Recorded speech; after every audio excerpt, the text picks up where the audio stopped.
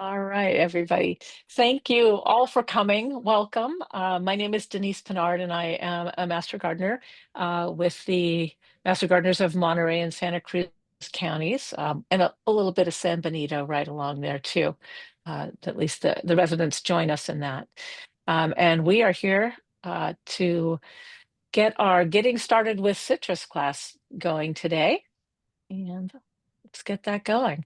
So, most of you have probably gotten everything settled. I'm not hearing anything anymore, so I think everyone is muted.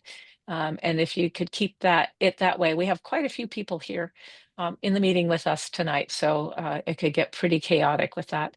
Um, we often recommend that you keep your video off too, but just it keeps the bandwidth down. It's a little less distracting, but uh, also is not totally critical. So uh, to get the best screen real estate going for you, if you use the speaker view, you'll probably find that that will give you an opportunity to see all the great slides that we have going today.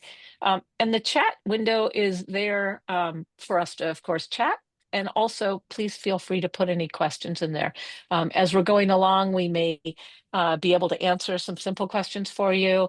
If not, I think Loretta will give us some opportunities to put some questions in as we go along. And then, of course, at the end, we'll cover anything we've missed. There's a closed captioning button down near the bottom. If you need some technical assistance, you can chat directly to me. And then, as we were just talking about a minute ago, once the class is over, within a week or so, we'll send a link to the presentation and to the video that we're actually doing this evening as well. So you should be able to have pretty much everything there. Whoops, so quick here. So a little bit about us as the UC Master Gardeners. We are a part of the cooperative extension with the University of California Agriculture and Natural Resources Division. Sometimes my words get tangled up there. Um, our our mission really is to extend all sorts of research-based knowledge and information to the home gardeners in our communities. We focus on home horticulture, pest management, and sustainable landscape practices for all of you home gardeners out there. We're really focusing more and more on that sustainable piece. If someone knows that they've got their sound on, if you could make sure that you're muted, would really be helpful. All right, I'm going to go ahead at this point, though, and turn this over to Loretta, who's got all the great information for you. Enjoy. I was a master gardener starting in 2014. I retired from the programming tech world, and I have a hobby pig farm, and now I'm babysitting my two little granddaughters. So it's a joy.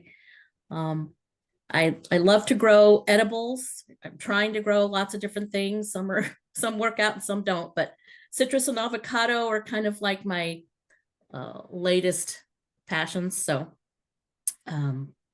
hopefully we can give you some good advice, answer your questions, and solve any problems that you may have or questions. Next. So here's what we'll talk about. I have tables of varieties that I know grow well in our cool, foggy summer climate. That's the focus. I live in Aroma, so any of you who are in that cool, foggy summer, we get that fog come in when it should be the hottest days of summer, and then burns off by the afternoon or whatever, and then it warms up again. So that kind of wreaks havoc on a lot of good fruits and things that want more heat. So that's why we're gearing this class toward the cool summer. So if you have a hotter summer, I'm so jealous. We're going to talk about how to care for your citrus trees, how to plant them, watering and fertilizing, when to pick the fruit, pests and diseases, and then we'll have references on where to get help.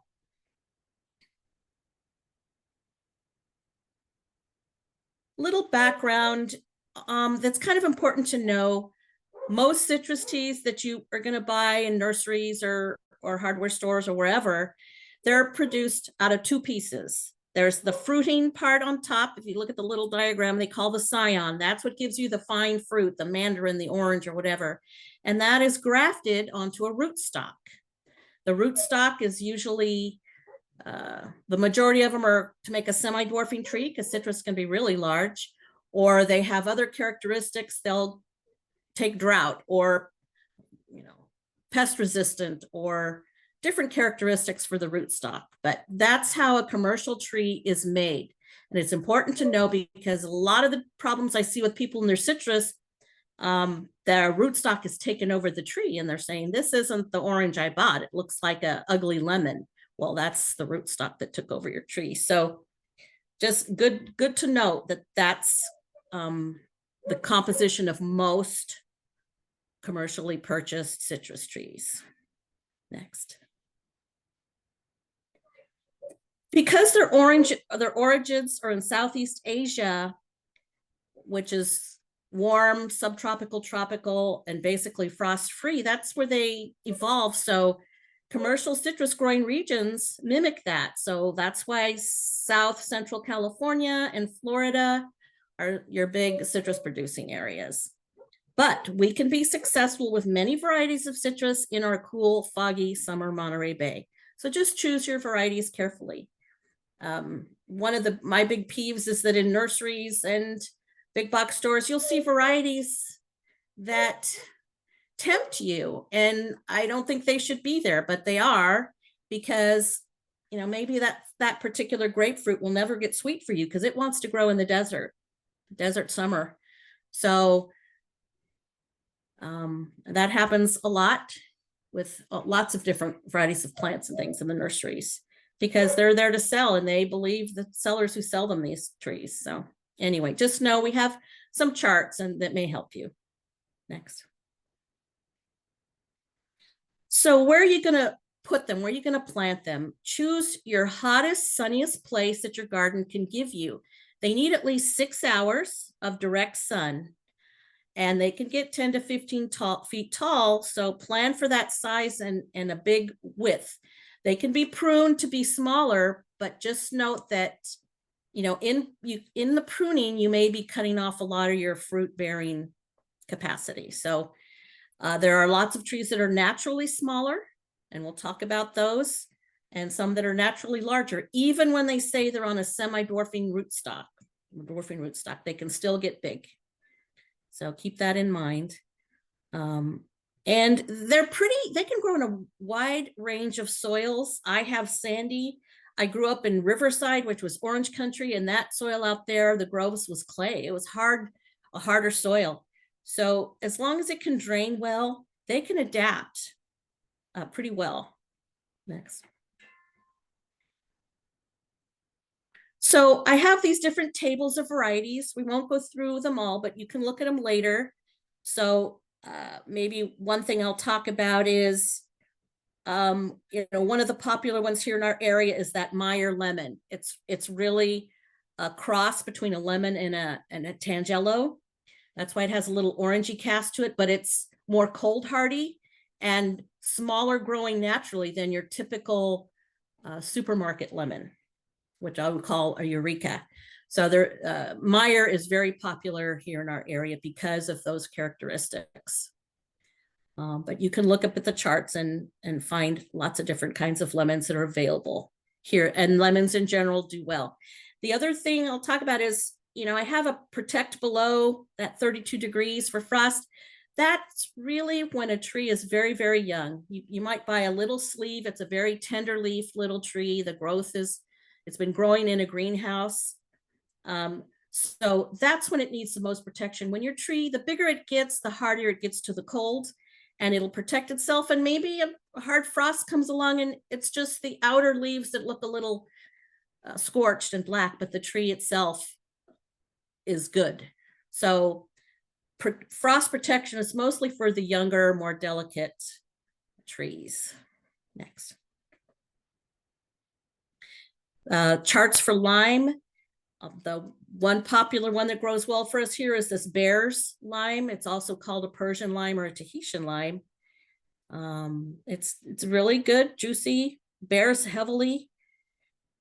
Another one that people like to grow is the key lime, which is the Mexican lime, and it comes in a thornless variety nut. And it's a real cute little small tree.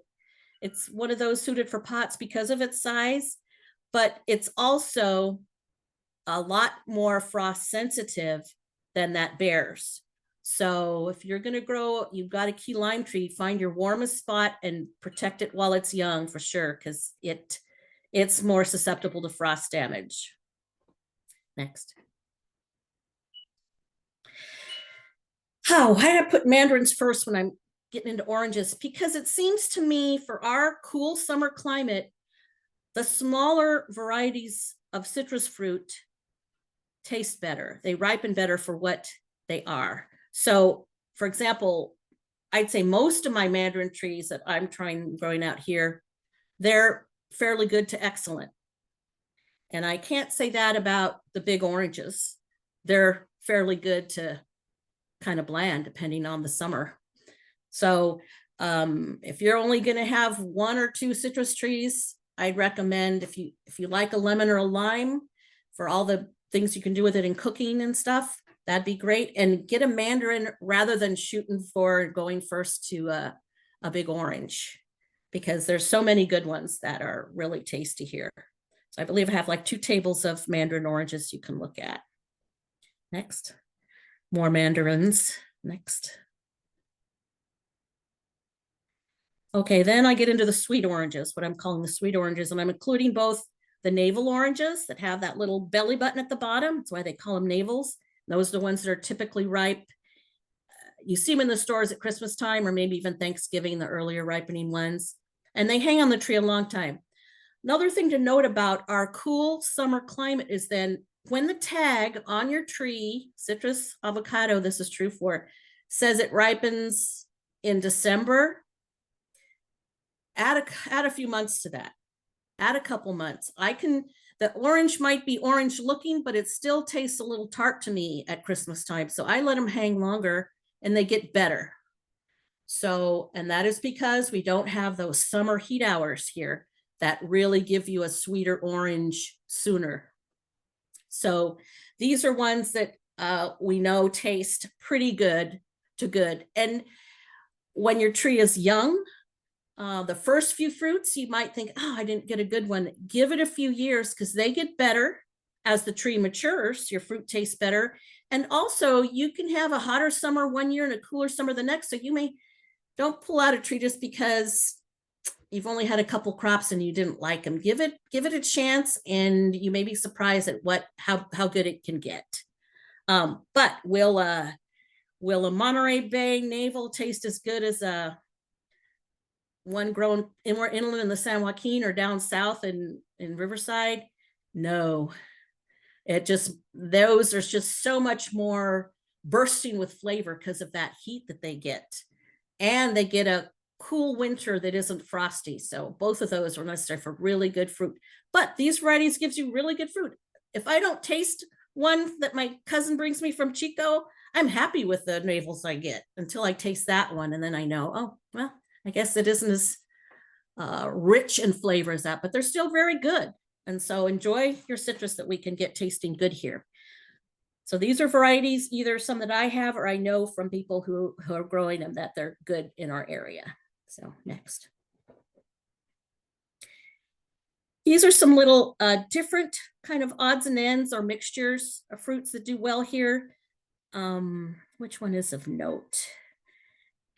Grapefruit, that Oro Blanco. People want to grow a grapefruit here, and they really need a long, hot summer. But this one called Oro Blanco, which means white gold, it gets very sweet here. It's a cross of some sort, has really fragrant blossoms. It's a beautiful tree, glossy leaves, and the fruit is pretty. But just know, because of our climate and because of its nature, it's going to have a very thick skin. And when you cut it, you'll just see a small amount of fruit inside, but it's still delicious and juicy. I make juice out of mine. It isn't one that I'm going to cut and use a spoon and have my half grapefruit. because it's, even though it might look big, it's very small fruit in the middle of a big pith. And I don't know if that's because of our cool climate or why it's naturally a little thick, but for us, it's thicker than people who grow it in hotter summer areas. But it's really good. Next. So choose a variety that's suitable for your climate and your yard space. Like I said, if you go through those charts, some are naturally smaller. If you're going to be planting in pots, choose the ones that are more suited for pots just because they're naturally smaller trees. And pick your young tree, has nice green leaves, and okay. And okay, I saw that message there. So pick the healthiest ones you can find. Don't get a stressed out one. Sometimes they can be look a little toasty maybe because they were grown in a greenhouse and then they went to the nursery and then they were put in full sun, and they'll get over that. So that doesn't have to deter you, but just know that that can happen too with some of these tender trees if they're not hardened off really well before they go out to the nurseries. All citrus here now, because of disease issues and stuff, has to be grown in a greenhouse. And that didn't used to be the case. I don't know how long it's been, 10, 15 years since we've had to, by law, had to grow citrus under glass to avoid a very bad disease cycle. So that might be part of why citrus trees have gotten so expensive, and why they're shipped off so small and young and they look very tender because they were grown under glass. So hopefully you know what a root bound tree is that's been grown too long in the pot, and you buy it. And so poke around with your fingers when you buy a tree or any plant and feel, if it feels like there's dense roots, it's going to be root bound. And it isn't that it won't grow for you, but it may sit in the ground kind of like in a bit of a shock for 3 years before it does anything. I've had that happen with citrus when I absolutely had to have that variety and I knew it was root bound, and and maybe I didn't treat it like I should have when I planted it, and it just took a long time, but it did take off. They do take off, but if you can avoid the root bound tree, get one that's free growing in the pot and has room in there, and it will just take off once it gets in your soil. Next. Again, pick that sunny site. This just shows the way I first initially plant all my trees before I put them on a drip system. I put a little berm or dam around them because I fill them up with the hose, and I want the water to be directed towards that root ball rather than putting them on a drip first thing. I let them kind of take for a couple months, planting them and watering them with a basin around them so it gets channeled directly to that dry root ball. The other thing that I see done, and I've done it myself when I first planted, and it's a big mistake, so avoid this, is, they tell you to dig this big deep hole. Don't dig it deeper. You can dig it wider, but when you dig a deeper hole, you're loosening up all that soil. You put your tree in, you fill the soil, and then after a couple of waterings, your tree sinks. You don't want your tree to sink. You want it to be on a level of firm, undisturbed soil, like in the diagram there. So because since citrus trees are very sensitive, that root crown, it's almost like it's better to have a few little roots showing at the top, at the crown, the base of your tree, than bury the root crown of your tree. It just kind of invites disease, and it may still dig in and grow, but it's just better to have that level with the ground or even slightly above. The citrus doesn't mind, like I say, a little bit of root showing up the top. And that gives you room too. You can mulch that if you want to conserve moisture. Put some wood chips or something to kind of help cover that root up and not suffocate your tree. So this slide just talks about how you gently remove it, slide it out sideways, support the root ball, settle it in your hole. And then kind of firm your soil. Firm it. Don't leave it fluffy. Firm it up a bit. It doesn't mind it. It just helps settle your soil better. And then water it in. Next. again. Here it is. Looks like they built their berm and they're going to mulch later.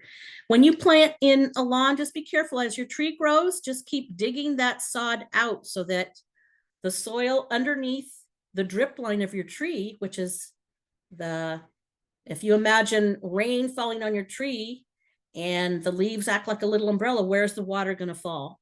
That's your drip line. So you want under the drip line clear. That's where your roots are going to be growing. So those roots don't want to compete with your lawn. So pull up that sod, or don't plant directly under your trees thinking you want to add a little decoration. Leave it free. So those roots don't have to compete with something else growing under them. Next.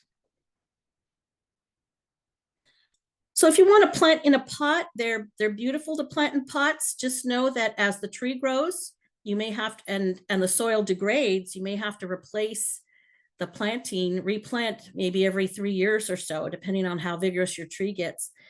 But when soil breaks down, you want to replace it, get fresh, and or give the tree more room. And you can keep it smaller if it's the biggest pot you want to have to deal with. You don't want to have to move around this heavy pot, or you can do kind of what bonsai growers do, and that is you can take it out of that big pot, trim some of the roots off, both in width and length, repot it back in the same pot, and prune the top of your tree a little bit, balance it out, and you can keep a tree smaller that way. It may cost you some fruit that year, but it'll regenerate and invigorate more because it has root room again. And you can do that if you absolutely have to keep a tree smaller and in a pot.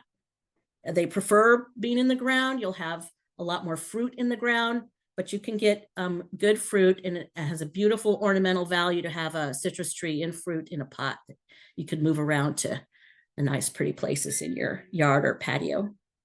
The soil that citrus likes is a very well-draining, gritty, what I call a gritty mix. And that means it has a lot of coarse sand in it, or perlite or pumice. So oftentimes in the nurseries or hardware stores or whatever, you see cactus mix. Cactus likes it gritty and dry. Well, it's not that the citrus likes it dry, but it likes it gritty and well draining. So if you're don't get that real peaty moisture, don't get anything with moisture granules or anything like that. You want the soil to drain, and you don't want it to retain water. So get a gritty cactus mix for your potted citrus if that's what you're going to use. Next. Just more pots. You have the barrel there. You have that's a plastic pot that looks like clay, because boy, the big pots are beautiful, but they get heavy. So you can get those little rollers, little coasters that help you move trees around. Okay, fertilizing. Loretta, may I recommend Yes. you go back a slide? I think there's this point that you've missed that I think is okay. Okay. Just go back one. Oh, sorry, Denise, could you go back one slide?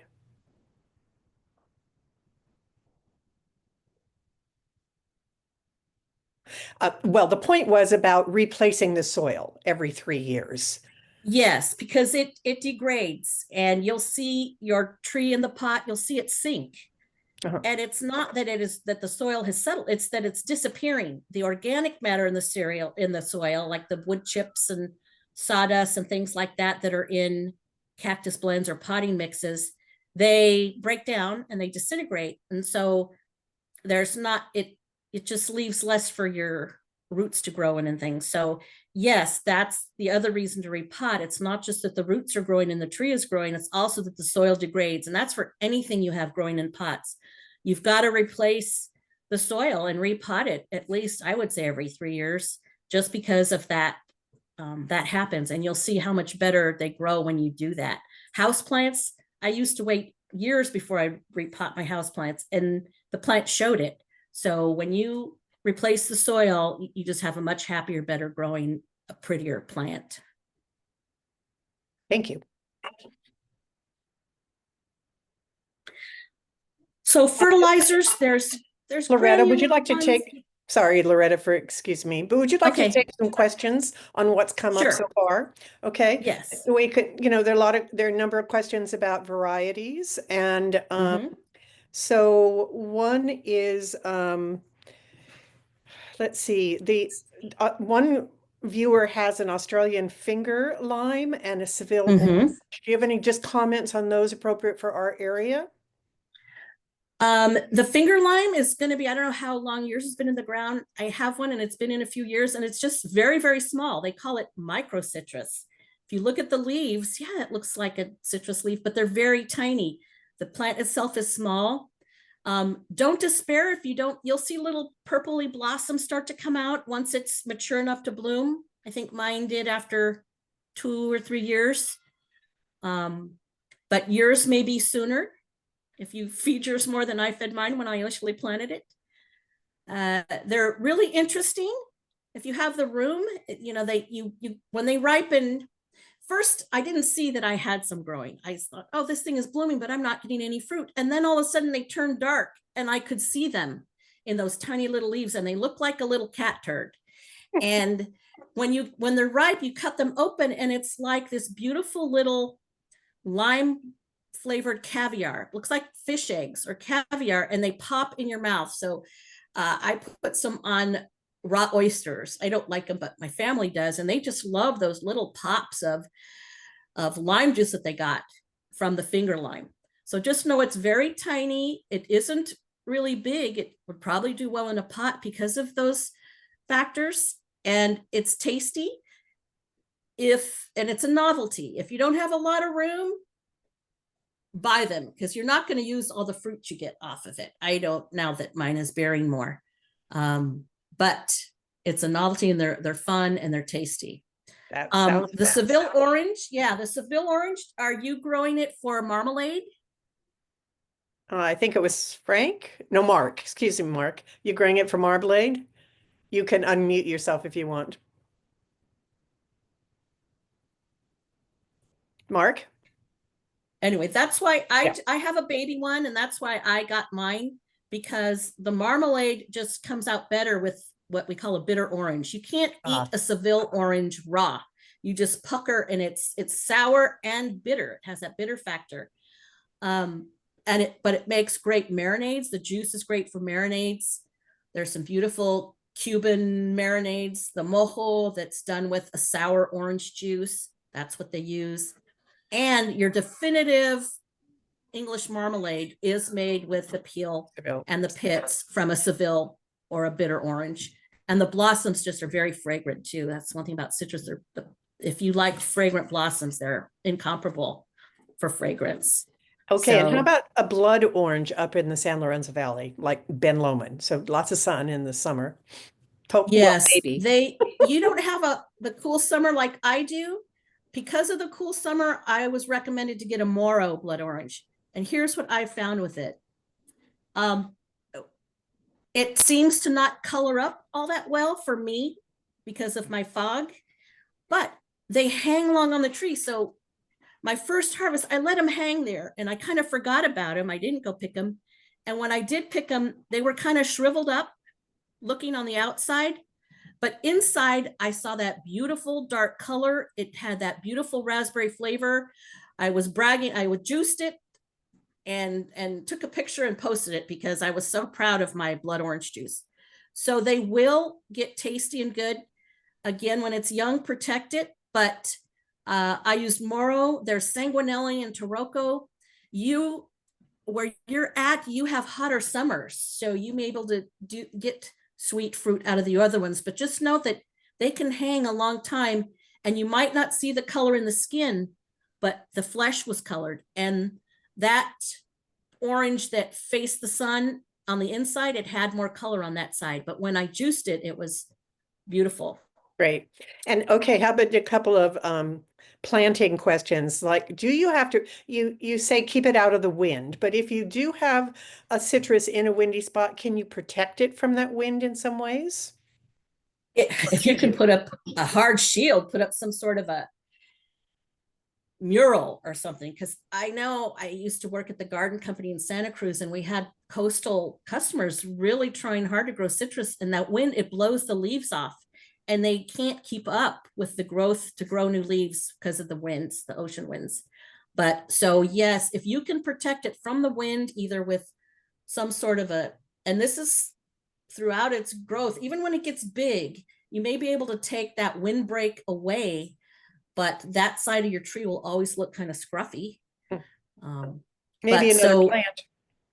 Yes, or if you have room to plant windbreaks, or like I say, put up some sort of hard in your landscape, something you can, something artistic metal or something that's a mural or something to block the wind. It would really appreciate that, because it can't keep up. Yep. And then just a question about that planting. You say only slightly wider. Someone said that they've been told twice as wide. That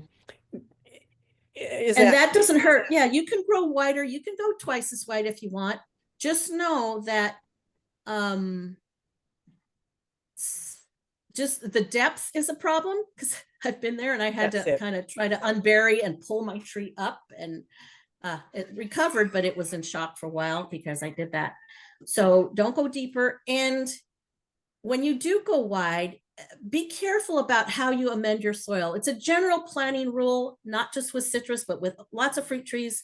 What the experts are saying now is don't fill all that space with all this compost and loam. It's better if you use majority, at least 80% native soil when you backfill. It'll be fluffier and lighter, so the roots will be able to, the new roots will grow through that. But if you fill that hole with just real composty type of materials, one, well, they break down faster, but two is that the roots will actually circle in that really soft fill. It'll see the harder soil on the edges and it won't want to go there. And it can actually circle and strangle itself if you're planting like in a clay or dense soil. So if your soil is dense, dig that hole, make it wider, and make it kind of jaggedy with your pick or your shovel or whatever you're using. Make the sides of that hole rough, and then fill in with, break up your fill, add maybe 20% if you want of a good compost, but just not a whole lot. Don't go 50% or pure. I've seen people do that. And backfill and tamp down, step on it lightly to get some of the air out, but not all. And your citrus will be happier, and it will encourage it to venture out and go into your native soil. And then there's also the problem of water not going into that lighter soil more quickly and then staying there and not getting into the harder soil as quickly. Yes. Great. So okay, those are the questions. Water, but hopefully your soil, the typical test they have you do to test if your soil can plant anything in there is dig a hole. Maybe if you can get it 10 inches to a foot deep, fill it with water and see if it drains in an hour. Yep. If it doesn't, you may have you may have to go pots above ground, or the other opposite problem. There's areas in Santa Cruz, there's areas all over where the water drains either above ground or under to a low spot, and you don't want your citrus in that. It will rot. You either have to elevate your planting and plant it on a big mound, or keep things in pots. That's detrimental to just about to many things that aren't used to wet soils. Great. And questions we'll answer later, Loretta. Thanks. Okay. So getting back to your fertilizing, you do want to feed your trees. They need a lot of nitrogen to have nice glossy green leaves. So if you get something that's formulated for citrus, you'll typically see the 3 numbers on any fertilizer bag. That first number is nitrogen, phosphorus, potassium, NPK. And usually that first number is a little higher. The middle number may go up or down, and then the last number is usually low. But a fertilizer for citrus and avocado is great. You can also get by with, if you have 3 sources of horse manure, that doesn't even have to be composted. It's mild, and you can put it directly around your tree, just not touching the trunk, and it will break down and fertilize your tree. There's some A lot of the great organics are really good. They're a little costly. I get the cheap chicken pellet based organics from the commercial fertilizer places in Watsonville. You can get a better deal. It's just I have a lot of trees. I can't afford Dr. Earth and all those to fertilize all my trees. But the other component in most citrus fertilizers, what makes it citrus is besides the high nitrogen, they need iron, calcium, and you'll see some sulfur in these mixes for citrus. And what the sulfur does is it acidifies a little bit. Citrus don't mind, they actually like a little bit of acidity slightly for the pH of their soil.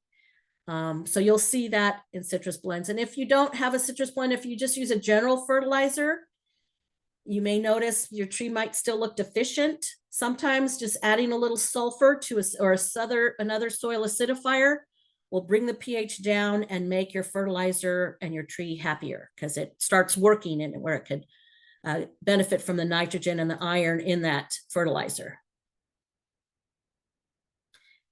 Yes, the question from Linda Schultz in Watsonville, they've changed names. It used to be CPS, then it was Evergreen, and now they're all kind of merged under one name.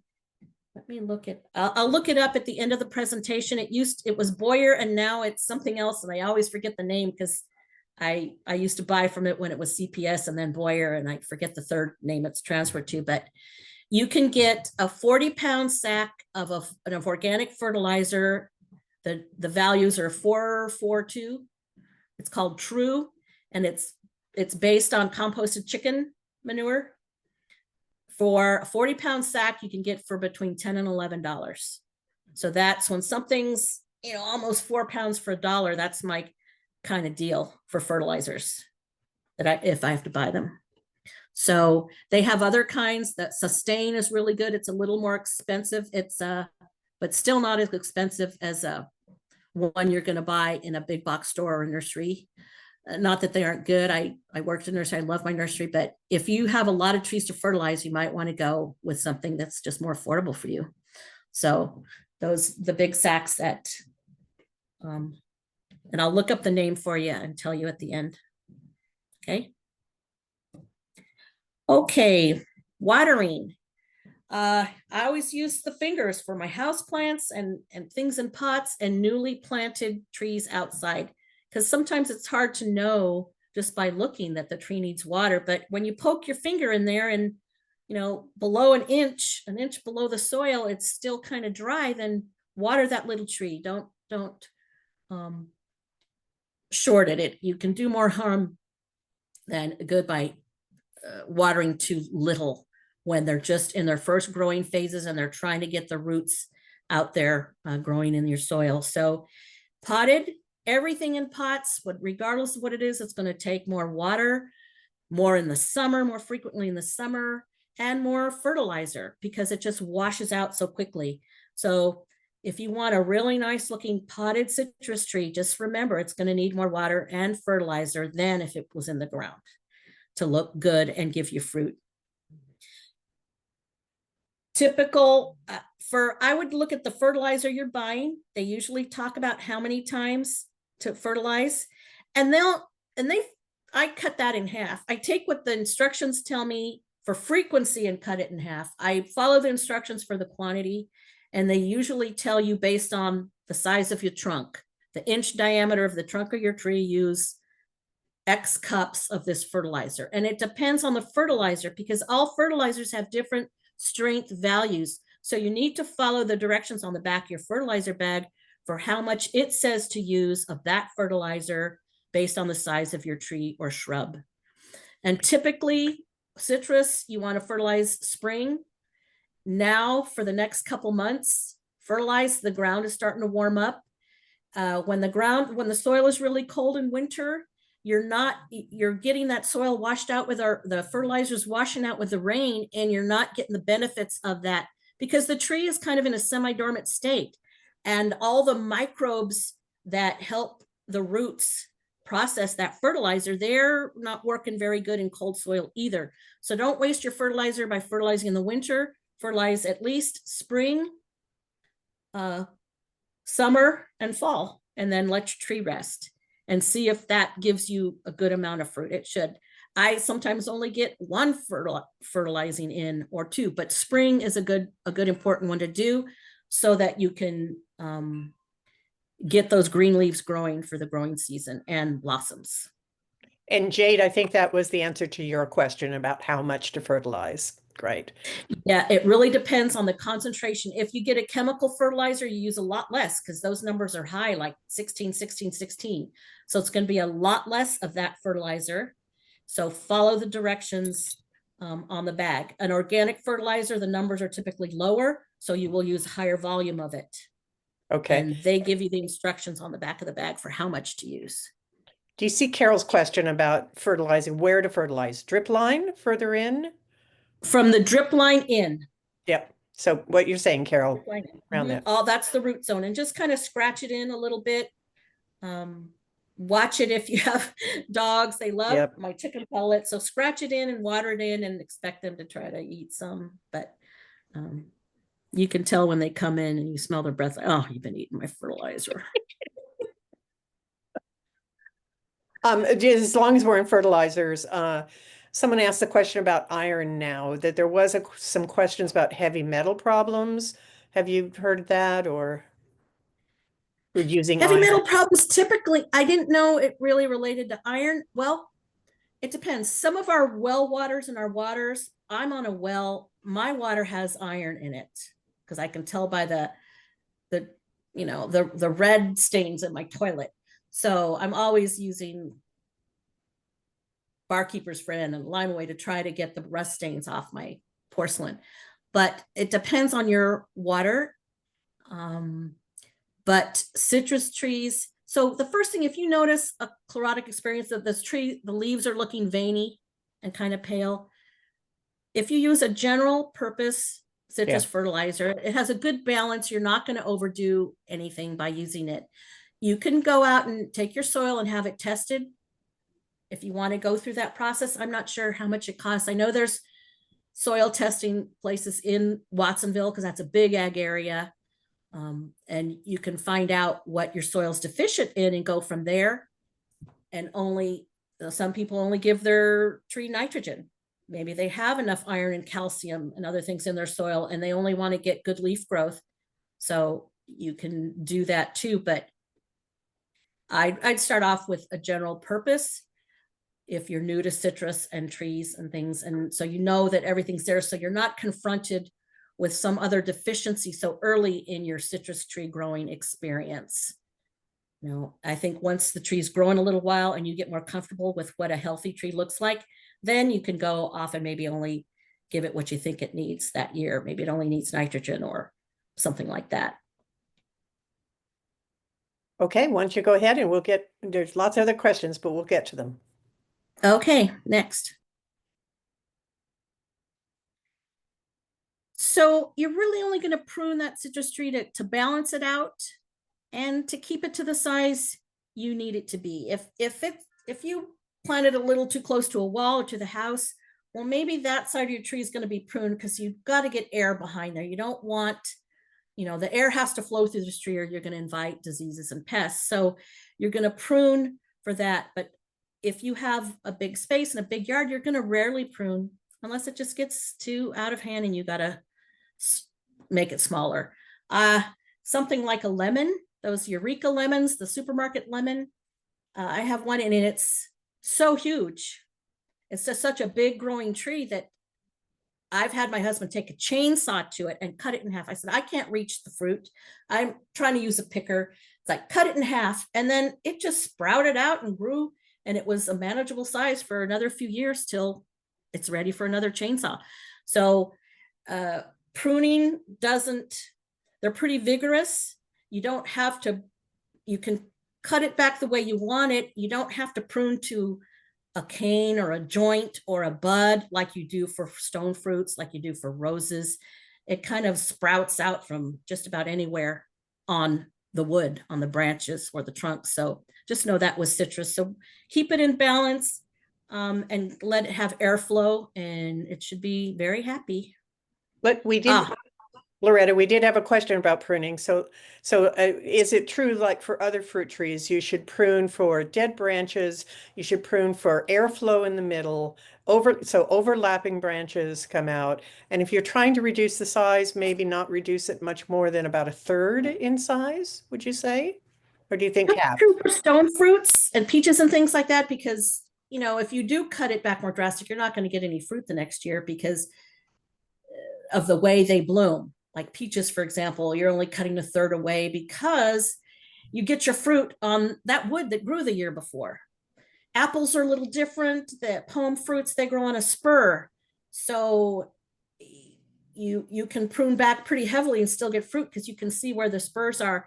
Just know that when it does recuperate and send out growth, you know, it may be maybe because of how it was pruned, it may be a lot of shaggy growth at the end, like little pom-poms. So you may still have to pinch off some of that vigorous growth.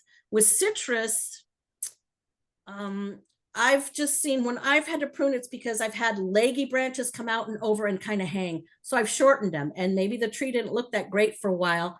But that next season, they just sprouted up, and I pinched off some of the growth so it didn't look like a poodle, and they balance out that way. The other thing that can happen is uh, they like some of trees are kind of weepy in form, or they'll have branches all the way to the ground, and you'll have fruit. But you want to prune that up so you can see the trunk for a couple different reasons. One, if the fruit hangs and touches the ground, it can rot pretty quickly because of organisms in the soil and the soil's moist. But also because I had a tree, a beautiful mandarin, was mature, but I just let it grow down to the ground because that was more fruit, right? So what happened was is the ground squirrels came by, they girdled that tree, and I saw it just look wilty. I said, is something wrong with the drips on that tree? I checked out everything. It was getting water. And I found where the ground squirrels had girdled all around the trunk, and I never saw it because of the growth. So I lost a beautiful, mature Murcott mandarin. So I learned my lesson. So keep some of the trunk. Some people like the look, the aesthetics of a clean trunk, especially in a pot. You see those in Italy and Provence and all those. You see that beautiful clean trunk that they whitewash, and then you see a beautiful citrus tree on top. That's fine. You can keep the trunk clean that way if you want. Mine are kind of shaggy because I'm growing for fruit more than aesthetics. So they can handle hard pruning. Just know that the fruit, the blooms come on the new growth. So don't pruning in the screen where you see all these little tips of new growth, and don't choose that time to rein your tree in, because then you'll wonder why you didn't get any fruit. And it's because you cut off the new growth that had those teeny tiny little blossom buds that were going to come out there. So maybe wait to prune unless you really have to balance the tree in the spring, but wait till after fruit set or more towards the fall to balance your tree out and not get that new growth. Next.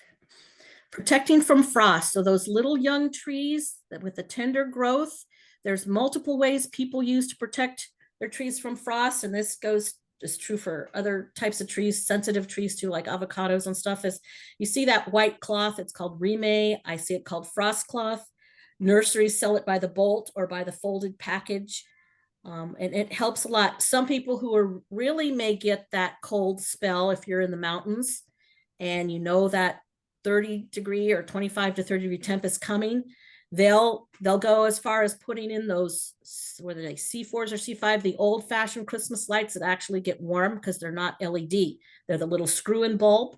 They still sell them out there. People put them in their trees and run extension cords to keep them warm for that night or two that they are going to get that hard frost to protect their trees. And again, it's mostly when they're young or when we're going to get that 20-year deep freeze that we haven't seen in a long time and you want to protect your trees. Just you got to watch your weather with the subtropicals and know what's coming so you can be prepared to protect them. Subtropicals like citrus and avocado. The other trees can handle it. The palms and stone fruits, they're dormant. So C9, that's the word. I had it in my presentation. They call those Christmas tree lights C9s. Okay. Any questions about that before we start looking at common pests? Let's see. I think, well, hold on. Yeah, I'm still. A couple of other questions. There's some questions about like repotting. When could you repot? Should you repot after flowering? Or what's the best time of year to repot? Yes, if you have that time where most of the fruit is off. I mean, you can even repot with the fruit on it. It doesn't matter, but it may slow down the tree um, a little bit to get the repot. It may go into a bit of a shock depending on how uh, sensitive the roots are and how roughly it's treated or whatever. But um, just about any time really for the subtropicals, you can repot. I'm trying to think if I would do it in the winter.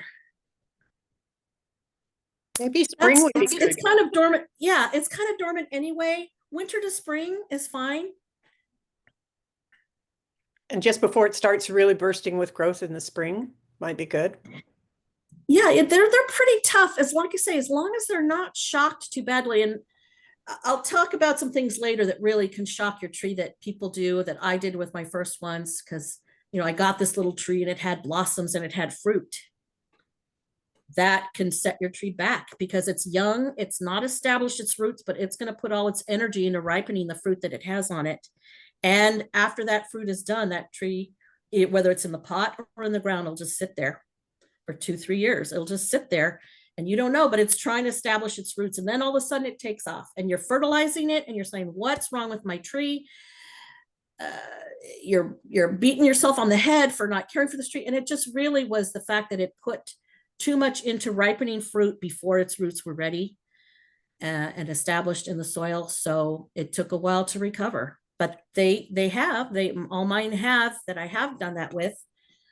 Either left the fruit on, like these Myers. Oh, they're so great in the nursery. They're so precocious. They're loaded with fruit as a teeny tiny tree.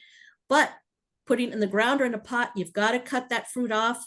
In a pot, cut most of it off. Maybe leave a couple to have some ornamentation on your tree. But if you don't, it'll kind of go into shock after it's all into ripening that fruit. Right. And there are some questions about picking off certain fruit, et cetera, which I think we can get to when you talk about them.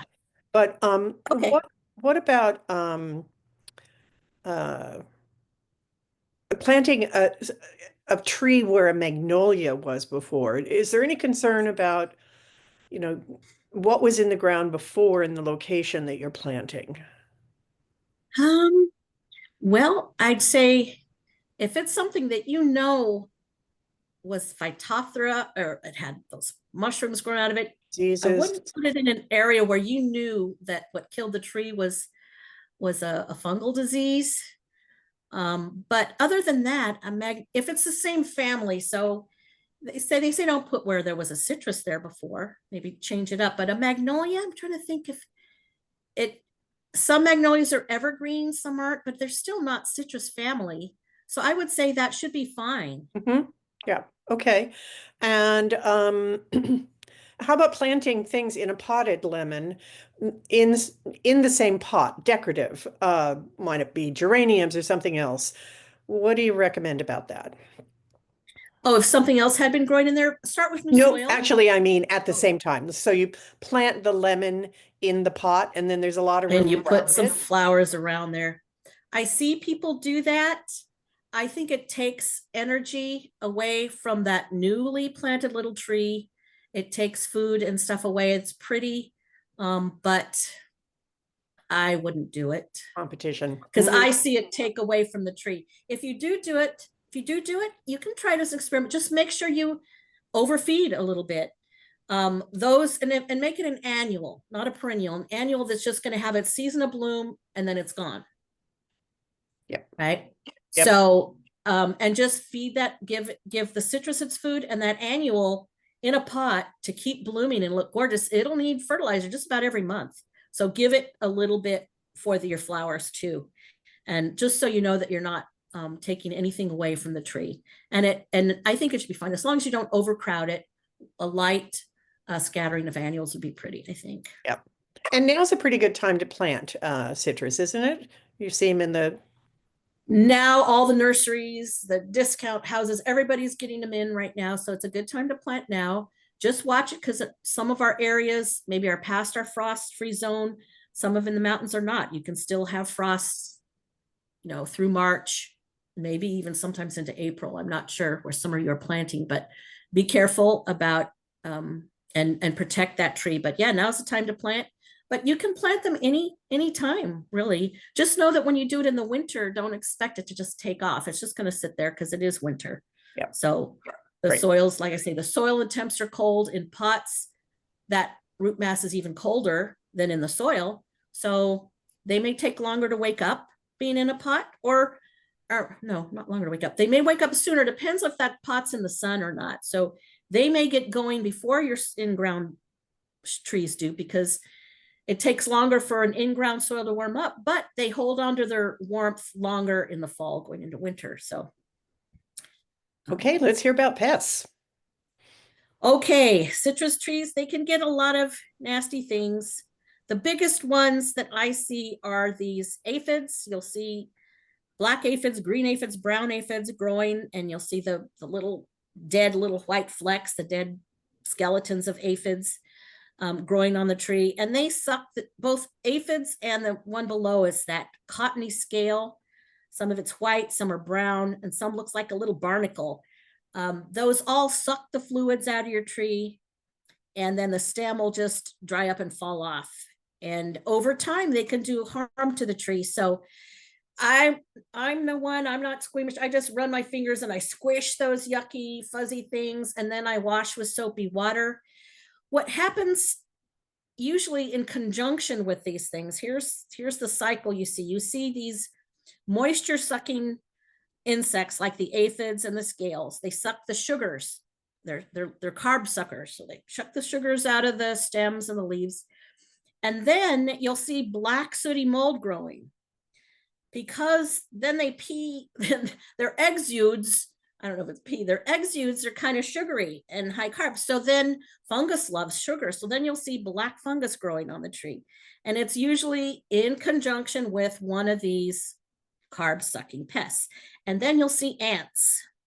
Well, they love the fungus, they love the carbs, and they'll actually help these pests grow. They move them around to other parts of the tree. You'll spray one half of the tree and then you'll see them grow in another place. Well, the ants are farming them because they make food for the ants. So it's this symbiotic bad thing going on.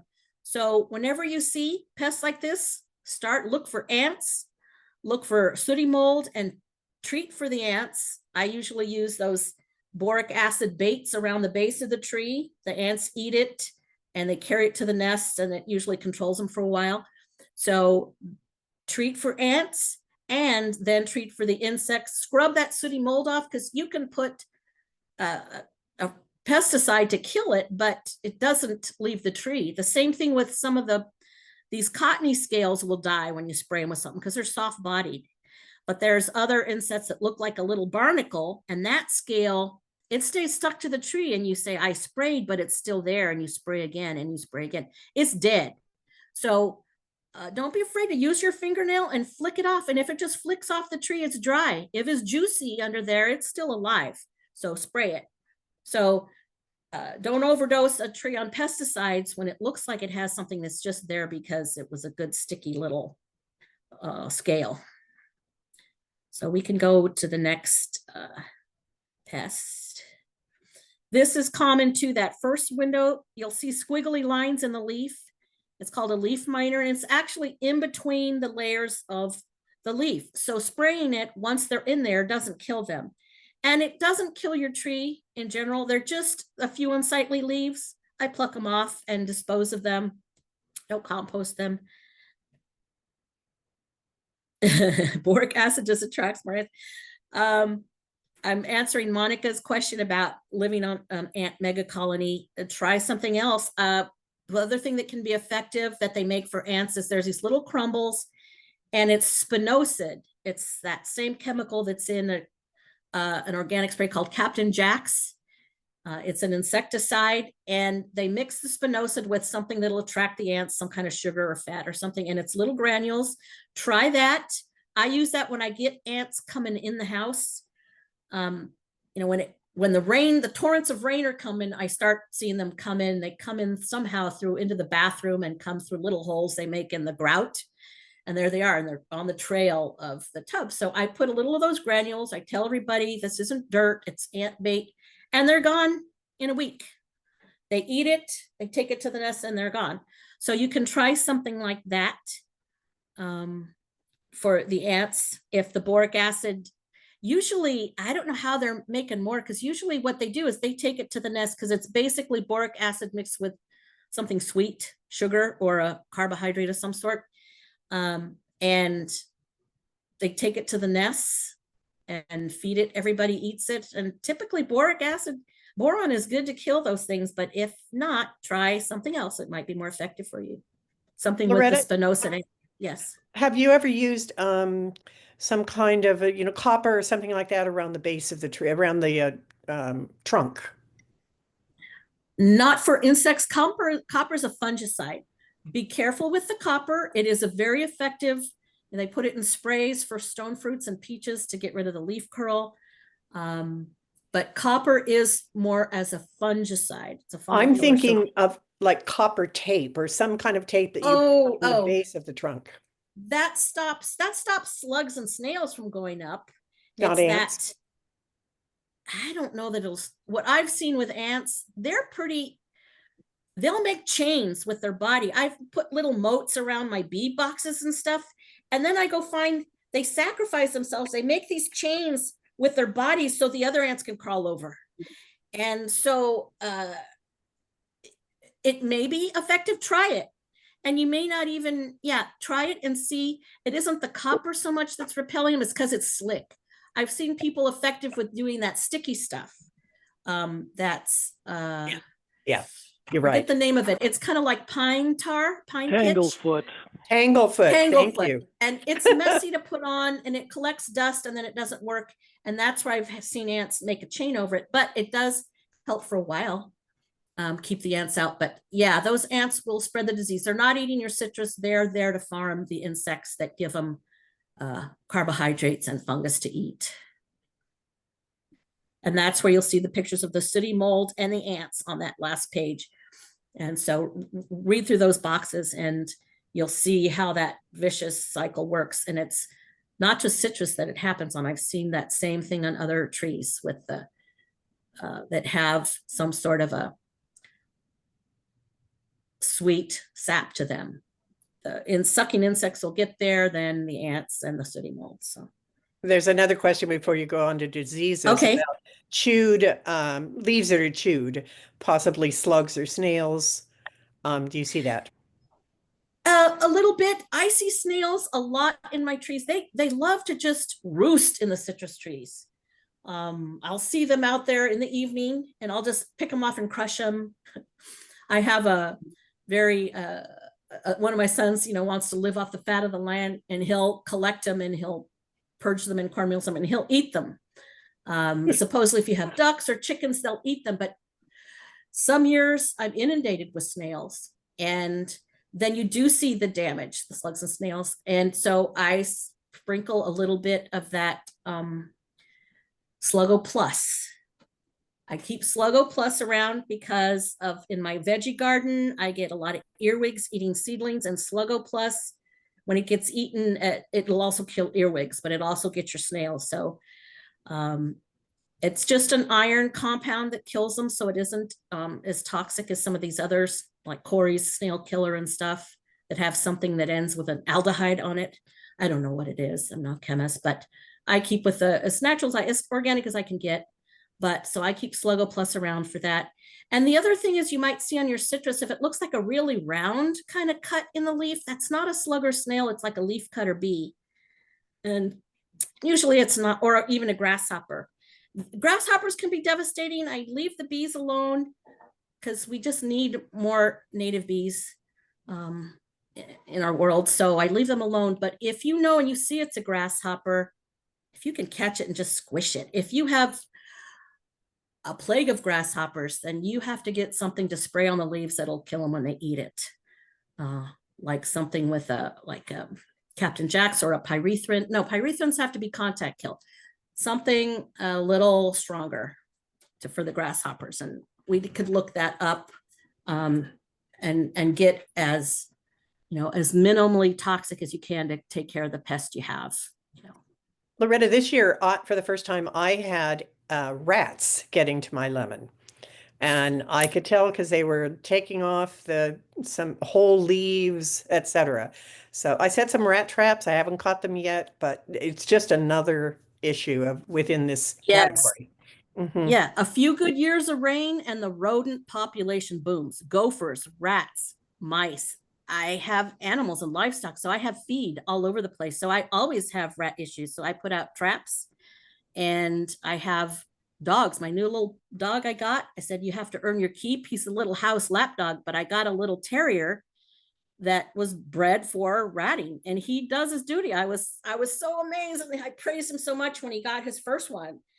I have no qualms about killing rats because I have too many. So they will go for your fruit. The ground squirrels are another bad nuisance thing that overpopulates when we have good years of rain. And I put out ground squirrel traps. I did them for the Master Gardener demo garden out there. It gets them. It's no fun to have to dispatch them and bury them, but don't relocate them. They're overpopulated. Have somebody else dispatch them for you if it isn't something that you like to do. But otherwise, they'll just keep coming back, and then they'll populate, and then they'll hit your neighbor's trees, and your neighbor's saying, hey, I'm getting ground squirrels that are coming from your apple tree. So don't be afraid to kill those vertebrates. Do we still have a good vertebrate class, Trink? Vertebrate press? You're muted, Trink.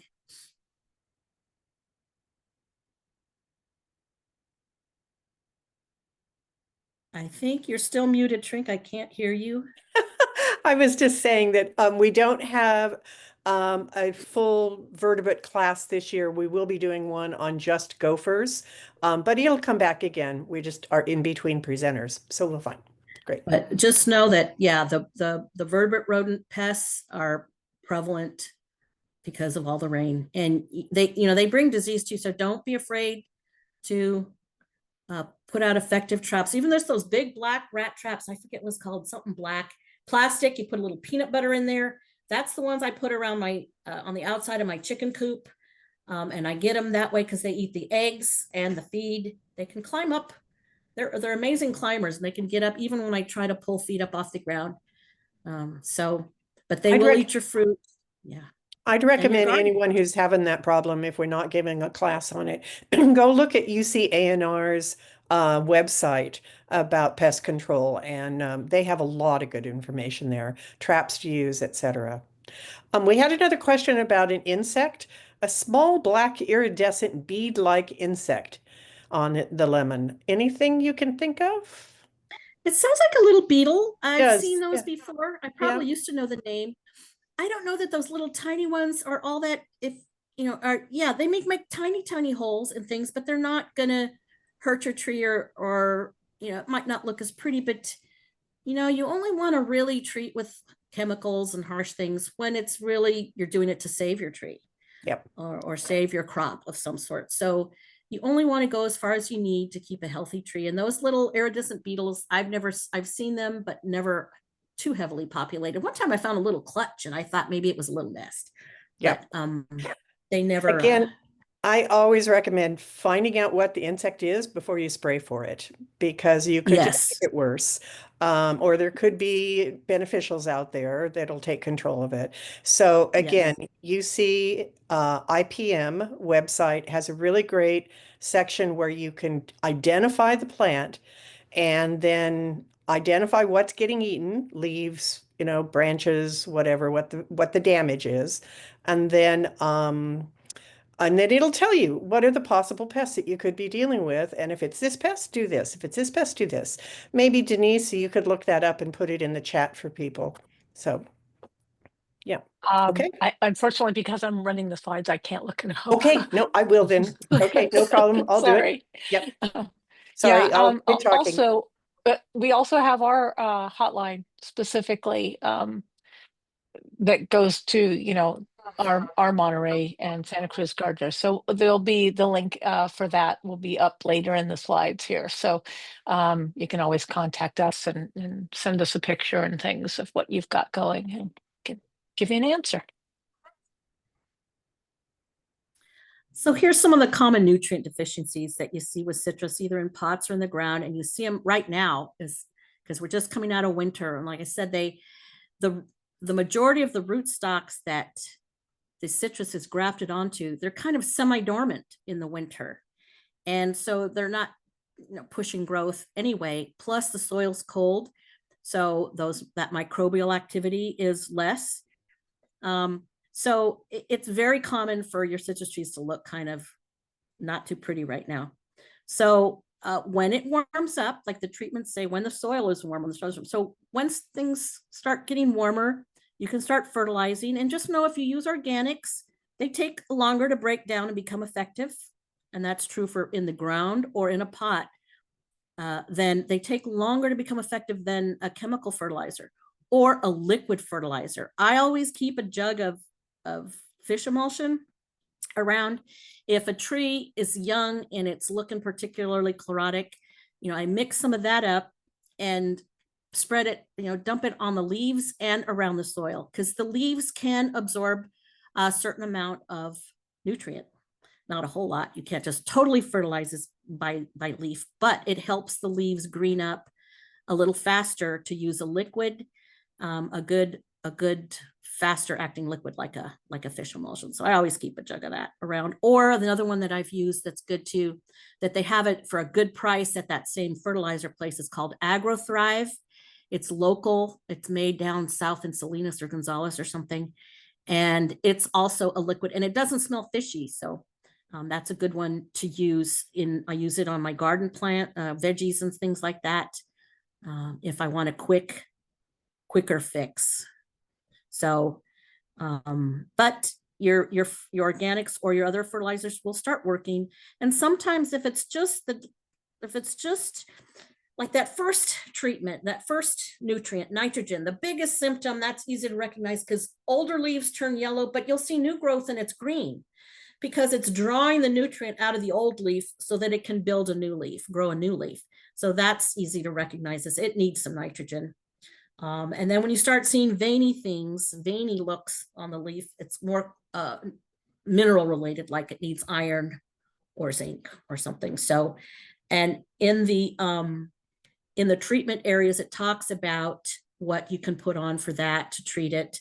And maybe you need a soil test, and you can get one of those little testers.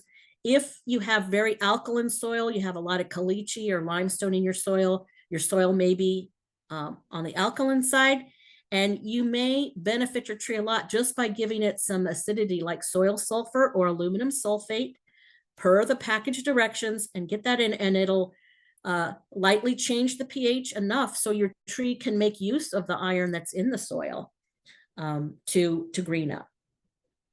So sometimes it just needs a little bit of a pH treatment, or sometimes it does need the iron too. You can treat iron sulfate or an iron chelate.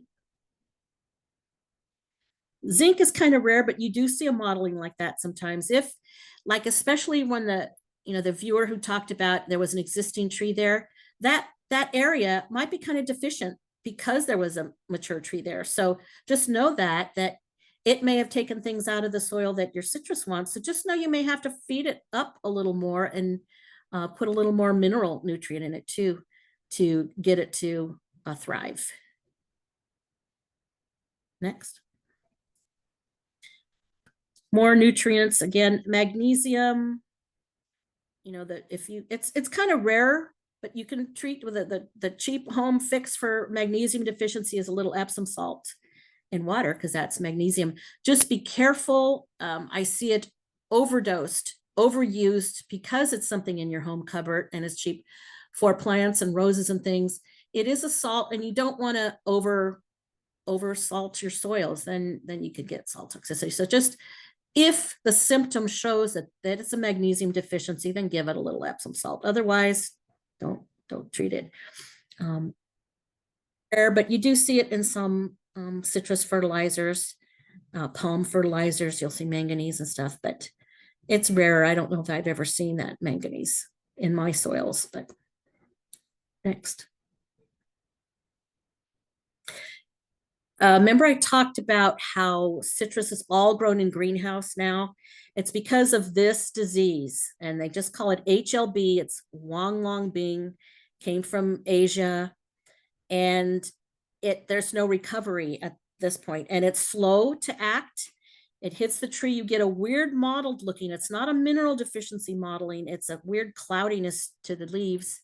And then the fruit starts getting, it takes a few years to kill the tree, but there's no recovery. It's devastated a lot of the citrus growing areas in Florida. It's in California, and that's why there's very strict, there's a lot of restrictions on in California where you can ship a citrus tree in. So like people who grow citrus trees in the Southeast, like in Georgia and stuff where it's warm, and in Florida, their trees can't come into California.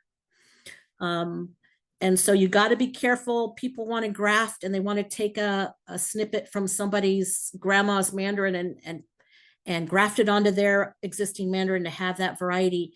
And technically it's not allowed. Technically it's illegal. You can get good certified disease-free budwood. I have the link in the presentation. If you want to try your hand at grafting, get disease-free certified budwood to do that with, so that you're not spreading possible disease. And it's a two-part. So once it's in the tree, it's there, but how does it spread from tree to tree is a psyllid. It's a flying insect. It sucks the juices out of one tree and it flies to the next. And that's how you can spread the disease, is through the flying insect vector part. There are a lot of tests being done. It's like, oh, we need an antibiotic for the tree. UC, University of California, are showing some promising treatments. So hopefully there will be a treatment or a cure come soon, so that we can, once again, have our thriving citrus groves in those areas that have been most devastated by this disease.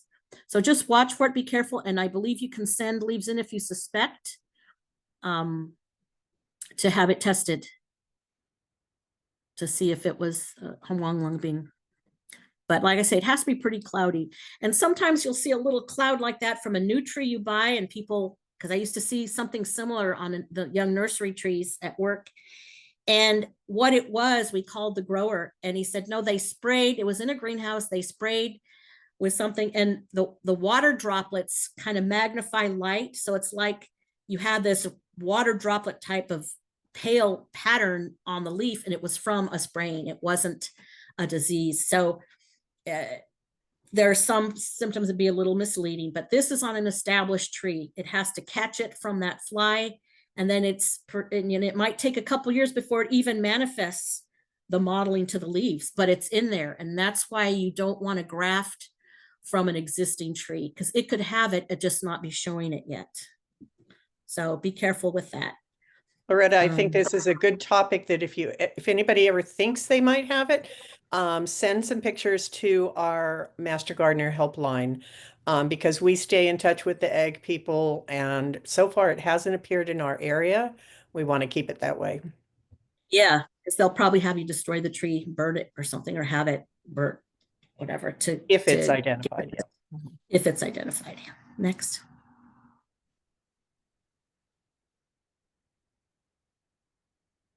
Okay, rootstock takeover. This is very common.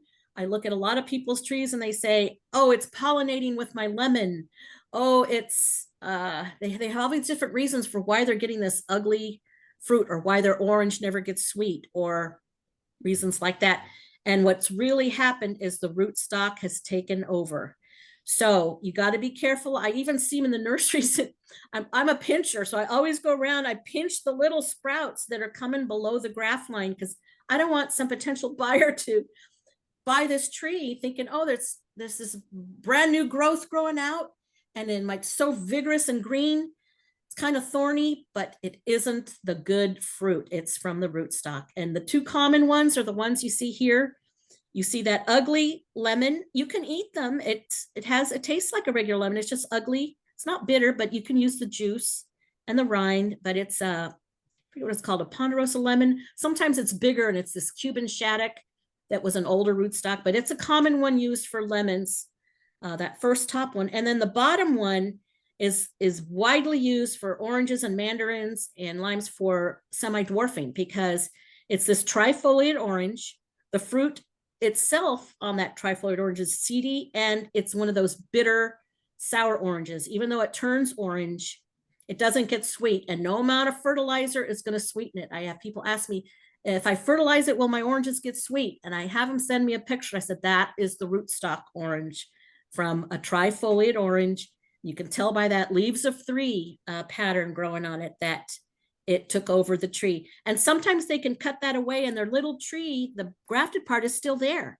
And by cutting away all that vigorous rootstock, the tree will put its energy into the fruiting part and you can get good fruit. Sometimes that top part has died and you don't even know it because it's so vigorous that it's covered it up and you think you're just doing a great job growing that orange or lemon tree, and it's not. When you get the fruit, it's yucky. So watch out for that. And the way to look too is you can trace. You see this long, vigorous, thorny stem? Trace it down, and you can see on a grafted tree, there's a little scar, maybe a couple inches up from the base of the tree, a little diagonal scar where it was grafted with the top fruiting part to the rootstock. And if this big sprout is growing from the bottom, or if it's coming up from the ground, that's rootstock for sure. A lot of folks think, oh, my tree froze. We had a hard frost, but it came back and it's growing so vigorous. That's a rootstock. And you can keep it and have that vigorous growth. If you know somebody or want to attempt grafting, you can try bringing it back into something edible by using that vigorous rootstock that you have growing, and put another good mandarin or orange on it. Or if it's a lemon rootstock, put a lemon. Not every citrus can grow on every rootstock. So you kind of want to know what you started with. Like I say, if it's that top one, stick with lemons to graft onto it. Maybe other things will grow, but I know for sure I have a tree like that. And before the lemon part of it died, it was a Eureka lemon, a supermarket type of lemon. And then the bottom one, I have one of those growing just to grow. I thought, well, maybe someday I'd try making marmalade out of it, see if it's any good. We get tall weeds growing at my place, and my husband mowed, and he mowed 2 citrus trees down, and they came back, and I thought, oh, it's coming back. And then I looked and saw these bitter oranges. And so I have a rootstock trifoliate orange. So anyway, next. Okay, more questions. You ready? There's been a number of questions about, fruit dropping off of the trees. It's happened. I mean, I know exactly what it means. Sometimes, it instead of ripening, it's small, tiny lemons, and they'll fall off instead of ripening. Or for some people, it's also just a number of fruit drop or leaf drop at one time. Comments for those? So typically, fruit drop will happen because citrus trees, they bloom. When they bloom, they can bloom pretty heavily. Bees love them, so they'll pollinate, and it's just carrying too much little tiny fruit. So if you see them drop at the size of a pea to the size of an olive, it's because it's just nature naturally isn't going to be able to carry all that fruit. So it'll turn brown and drop, and that's fine. If it's starting to get ripe, or where I see a lot of drop is on the bear's lime. But that's just because it's ripe. So just know that limes in their green state, we see them in the supermarket, and we use them, we buy them, they're green. But on the tree, a true lime ripens, it turns yellow when it's ripe. All limes do that I know of. Rangpur turns kind of orange. But so when the bear's lime in particular, that's a really popular one out here, it's a great lime, it starts turning yellow. It kind of has this, whatever, it kind of drops within a small amount of time. You'll see a lot of these yellow limes fall off the bears, and that's just a part of its nature. Other citrus fruit hang a long time before they fall because they're overripe. But that bears, I have a whole bunch under mine, and it's so cool and moist out here. I just go pick them up, wash them off the ground, and I juice them and make margaritas and stuff. So even if they fall, our climate they last a long time on the ground. Yeah. Before they get moldy. Yeah. Yeah. So, and if it's leaf drop, that could be nutritional. If it just grew small before it fell, that could be not enough nitrogen to grow that leaf bigger. So look at your fertilizing plan.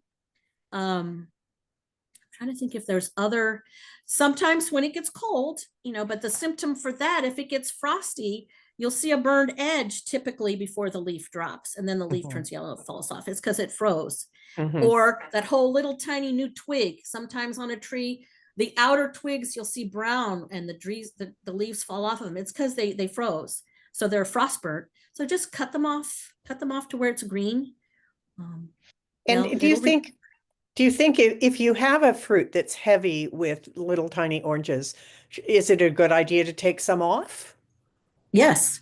Okay. Definitely. Great. The ones that are left on will get bigger. And you'll see the branches droop with the weight of these, especially if it's an orange, like a Robertson orange. It tends to pollinate in clusters of oranges. So it can break branches for that variety. It's a really good navel for our area, but I thin mine if I make the time to go thin them because of the nature of the clusters. If it's distributed along the branch, not. The other one that very definitely needs thinning is that beautiful little mandarin called a kishu. It's very sweet for us. It's the sweetest tasting little mandarin you can grow. It grows great in pots because it's small. It's a tiny little tree, not tiny, but very small. I think it's the smallest mandarin I have. But it oversets. And so you'll have a gazillion mandarin oranges is the size of a shooter marble. Any of you played marbles before, that's the biggest it's going to get. So thin them when they're small, when they overset fruit, and you'll get bigger fruit. Even though that mandarin is already small for mandarin, they'll get bigger. So don't let your tree necessarily carry everything that pollinated, because bees love citrus, and you may get a really good set. Great. You're answering a number of questions here. And then someone else has another finger lime that puts out lots of flowers but never turns to fruit. You think it's a fertilizer problem? How old is the tree? Liz, you want to come in? Yeah, the tree is actually a potted tree that I got about 2 years ago, and it puts out tons and tons of flowers, and even some of them almost look like they're gonna fruit, like there's a tiny little thing behind it, but then those just turn brown and fall off. So give it some time. Like I say, mine took about 3 years in ground before the fruit stuck, and then but yours is in a pot, so you should be able to see those fruits. They're kind of hard to see at first because they're skinny and long, and they're the same color as the leaves. And even when they're ripe, they're just a little bigger. They're not a big fruit, but give it more time. Maybe feed your tree. Yeah. Okay, because what has been happening is that it's making little fruit like rice sized, and that turns brown and falls off. So you think feeding it? It's just not ready to hold them yet. Maybe repot into a bigger pot. Okay, that might be it. Yeah, I'll try that. Thank you. Give it a little more room. And walnut-sized lemons on a Meyer.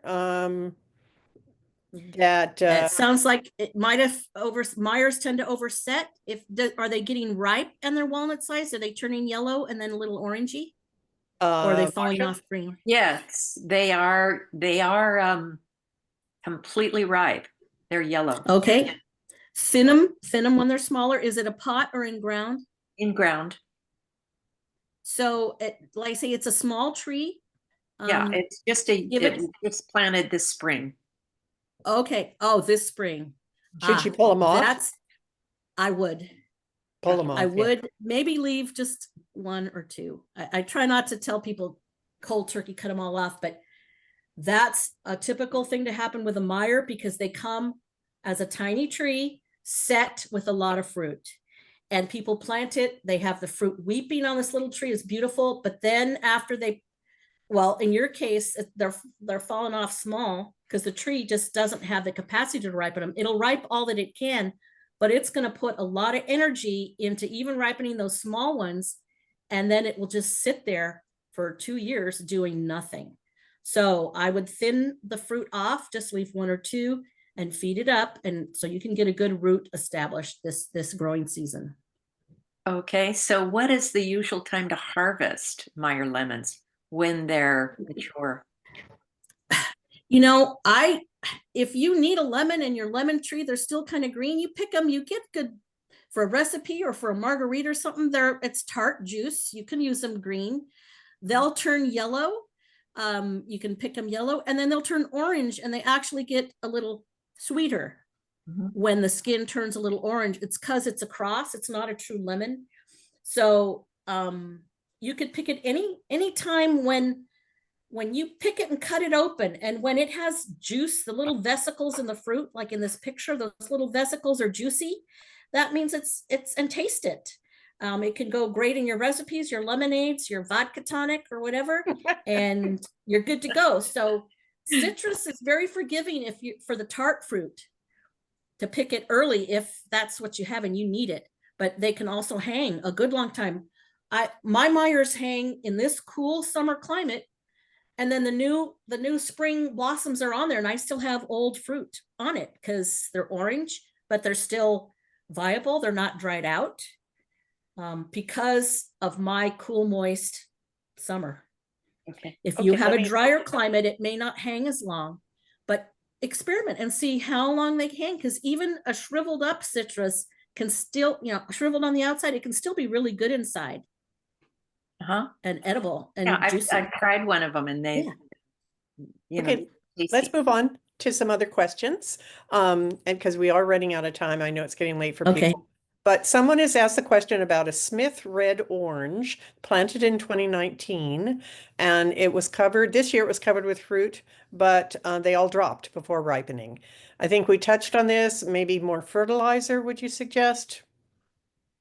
Bonnie Dune.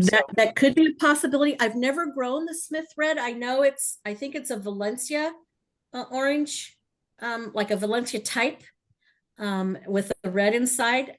My Caracara is red, it's reddish, not maybe as red as a Smith, but it's a reddish inside for a navel, and it hangs well and it gets ripe and tasty. So I'm not sure about the variety Smith red, but it could be a fertilizer issue. If it's a young tree and it set a lot of fruit, thin it. In it. And give it a chance to try to get one of those ripe. And hopefully it's not the case, because like I say, we'll see a lot of varieties in the nurseries and in the stores that aren't good for our area. Hopefully it's not one of those that really needs a hotter summer to thrive. Yeah. And hopefully it will do well for you. But we can do more research on the Smith red and see where it's grown, if it's grown for juice, or maybe people have really good success in Southern California or inland, like in Chico or something, and they grow a great Smith red, but it might not be one, because I've seen them in nurseries too, and I've been tempted. I just haven't looked it up to see how it does for us, but Bonnie, give it a chance for it to stick by fertilizing and thinning. yeah, great. And then there's a question about a bear's lime that was transferred from a pot and planted in the ground this spring. It looks beautiful, but has no blooms. So It may not. It may not this time of year, right? Perfect. Yeah. Before you do another question, we have an evaluation form Okay, that's thank in you. the form of a poll, and I'm going to go ahead and launch it right now. Okay, If you're very good. welcome to stay and answer, Loretta will answer some more questions. You're welcome to stay, but if you're here, if you could just start taking a look at that poll, and it really helps us give the best possible classes, and that's what we want to do. We want to do the classes that are the best for you. So let us know what you're thinking, and we'll go from there. All right, And I'm just going yes, to pop that up right now. Right. And we also will be sending this out, this recording out to you all. I think you may get it both as a recording and a PDF.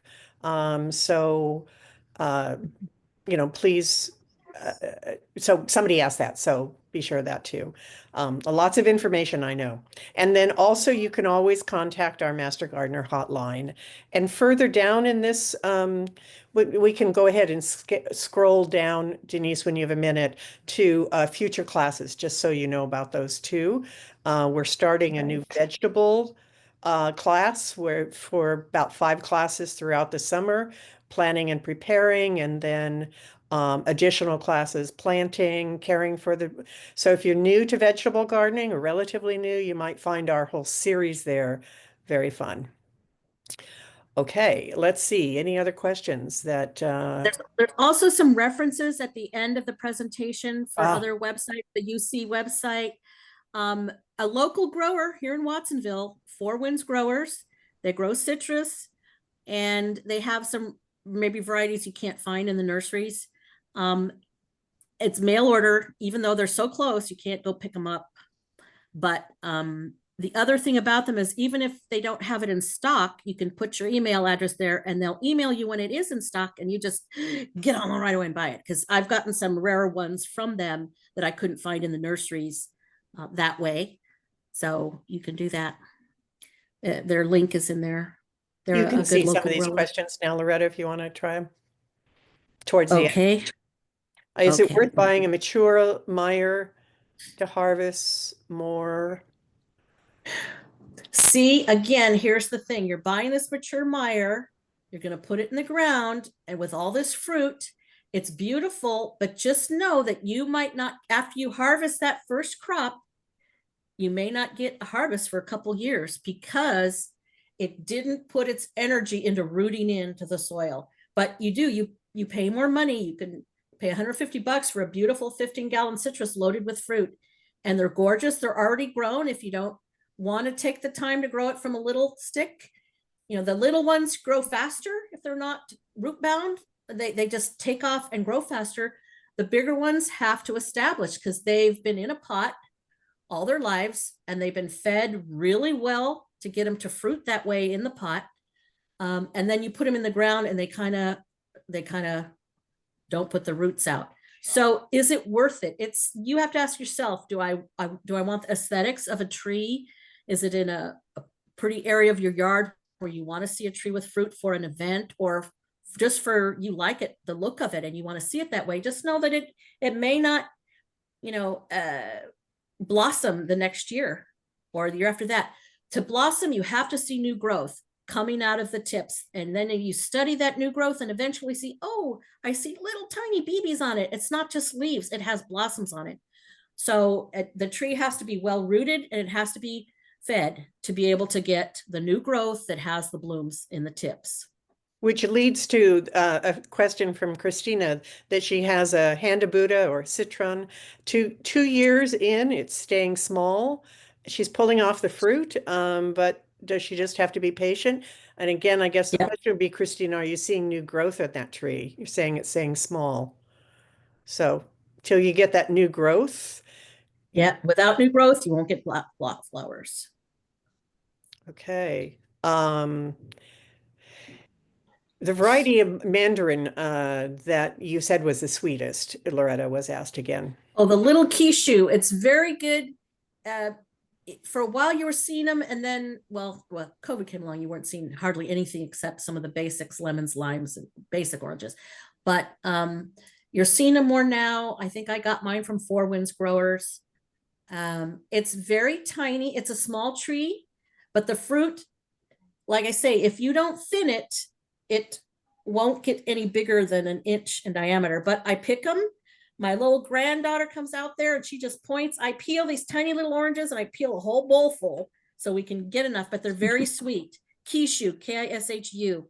That's great. You got it from Costco because usually they just have the basic varieties. You usually don't see a rare one at the Costco. Yeah. So Kishu's, that was a good find. And just know that you need to thin them. And Christina, it sounds like you're thinning. That's great. It's got new leaves. So I would say maybe, stop thinning quite as much and see if you're getting the mature lemons from them.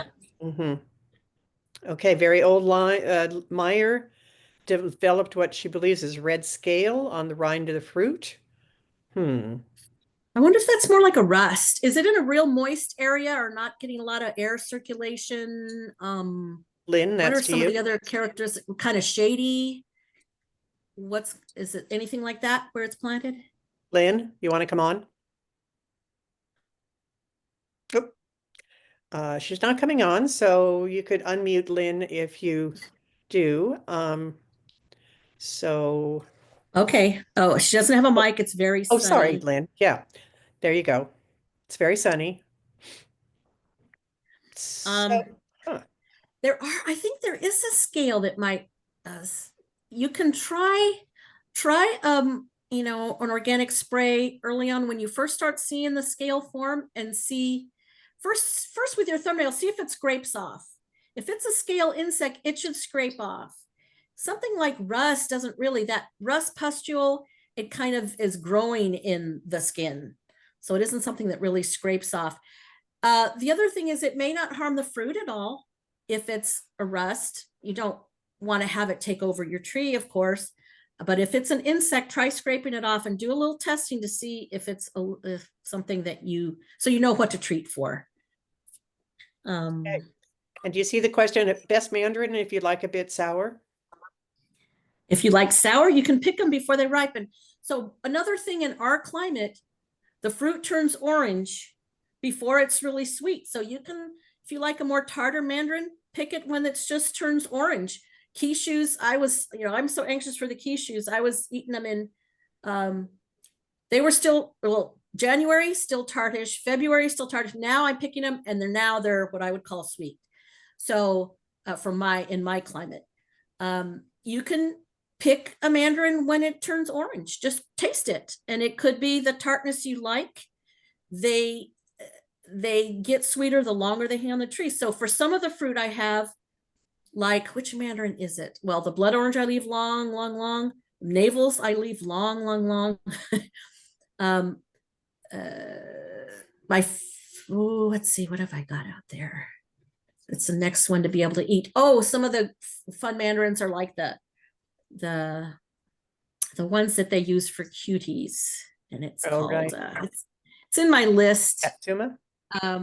Yeah, that one. Oh, the best one is this it's called gold nugget, or the best one for me now used to be that murcot that was eaten by the ground squirrel, but now it's gold nugget. And I thought, oh, it's going to be this beautiful tree. It's an ugly fruit and it's bumpy like a gold nugget. And it's kind of pale looking and you wouldn't think it's that great, but it has to hang on the tree a long time. And it's really good fruit now that it's in its third year of bearing. The first year I said, why did I get this? I fell for the hype that it was this great mandarin. But give your trees a few years in the ground to get better, because that will happen when they're young. They get better as they get closer to maturity. And that gold nugget is it hangs on the tree here a long time. Right now, if I taste it, it's not that sweet. So I'm eating quiches right now, and then I'm waiting for the gold nuggets. The other ones that are good, they're not heavily flavored, but they're very juicy and they're sweet and very pleasant and always a big crop. They were the first tree that bore for me. It was called a pixie. So at first I was like, oh, this isn't as sweet as my afora that the ground squirrels got. So I wasn't eating them. But then when the afora was gone, I really appreciated that pixie. And now that it's mature, it tastes better. So That's great. it's hard to say which one's the best because it's up to your climate. It's the age of the tree, the nutrients they get. Although, if it's tart and it's the end of the season and it falls off because it's old, then no amount of fertilizer is going to make it sweeter. It needed more heat, probably. Cuties are often clementine. Yeah, there are certain varieties. There's a couple different varieties, but there's the clementines and there's another one in particular. It was the irradiated version of the murcot. My murcot had some seeds, but it was the best tasting mandarin. And they irradiated the seeds or something, and they got a seedless variety grown from it. And that's one of the Tango. It's called Tango. That's one of the varieties that's used to have cuties over a long season. Interesting. Yeah. Okay, so I think that, Lynn, I just want to tell you that maybe take a picture of your reddish citrus there and send it to our Master Gardener hotline, and those pictures will help. Yeah. And scratch it. Okay, I think we're down to just a couple of people here, so I think we may be ready to, or it's a few more. Any final questions? Okay. So, and thank you, all of you, for doing that, the evaluation on there. We really appreciate that. Gives us some good information for the future. So Loretta, thank you so much. You are always so You're welcome. informative. It's wonderful. Thank you. Thank you for having me. And Loretta will be back again in a couple of months talking about avocados. So if you're interested in those as well, sometime we'll get her to talk about her hogs. Uh, uh, Okay, are we ready to sign off, Denise? We'll leave it to you. I think so. Thank you, everybody, for coming. I hope you enjoyed it. We'll be sending out in the next week or so a link to the recording that we've just done. So, if you missed something on one of the questions, and it'll be there for you to hear again the answer. And of course, also a PDF of the slides that we've shown in. And there is a big appendix that, as Loretta mentioned, that lots more resources there for you. So. Anyway, enjoy your evening. Thank you so much for coming. Hope we'll see you soon. Great. Thanks, Loretta. Good night, Thanks, everybody. Trink. Good night, everybody. Thanks, Trink and Denise. You guys are great. Great. Thank you.